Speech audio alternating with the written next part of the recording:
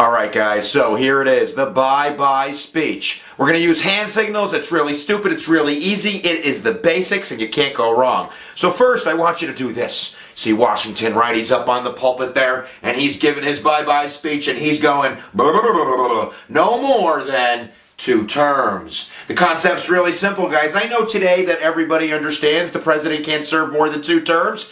Duh. But that's the 22nd Amendment.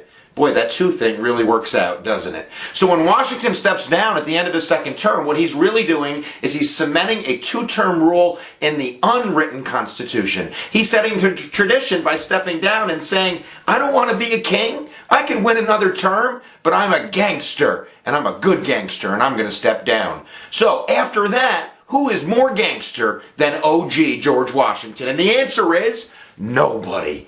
Until we get to FDR. So number 1, no more than 2 terms until the 22nd Amendment. Giddy up, let's go.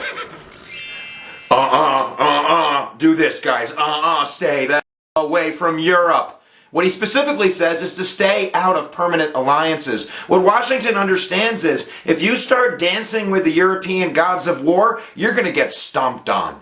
Sometimes I call this the 98-pound weakling rule. The idea that if you're the 98-pound new kid on the block in a high school and you're a freshman, stay out of people's business.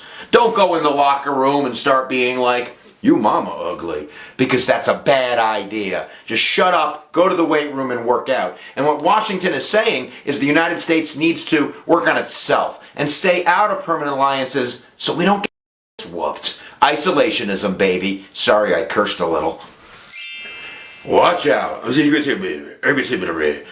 out for the 2-party system is what I'm talking about. Sometimes I'll refer to Hamilton on one side. Sometimes I call him a blood, the Federalist Party. And then on this side in the cabinet, I also have Thomas Jefferson, a crypt, who's a Democratic Republican, former anti-Fed. So when I'm doing this, I'm kind of pointing to my cabinet as Washington saying, watch out for these dirty dogs. I know they love their country, but the fear is that if we develop a 2-party system, that we'll start to love our gang, I meant our party, more than our country.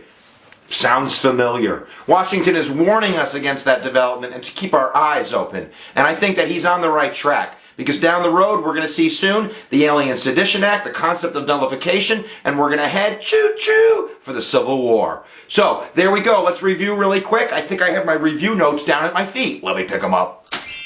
So here we go, guys. You can do this. It's easy. Let's do it. No more than 2 terms. This is the unwritten rule set down by George Washington that lasts from 1796 all the way to 1945 when FDR dies, and then we write that sucker down, and how easy is that? It's the 22nd Amendment. The next one we do is we point over there across the Atlantic Ocean, and we say, stay the heck away from Europe. This is the idea of isolationism, right? That we need to work on ourselves, the 98-pound weakling rule. And number 3, watch out for the Bloods and the Crips. Hamilton and Jefferson, the Federalists and the Democratic Republicans, were warning Washington is against the 2-party system really developing into something that's more self-interest driven than nationalistic and kind of, one nation driven. And I think that's enough learning for today. So ding dong, learning's done. Make sure you practice, guys, and get the farewell address down. And giddy up. I'll see you later.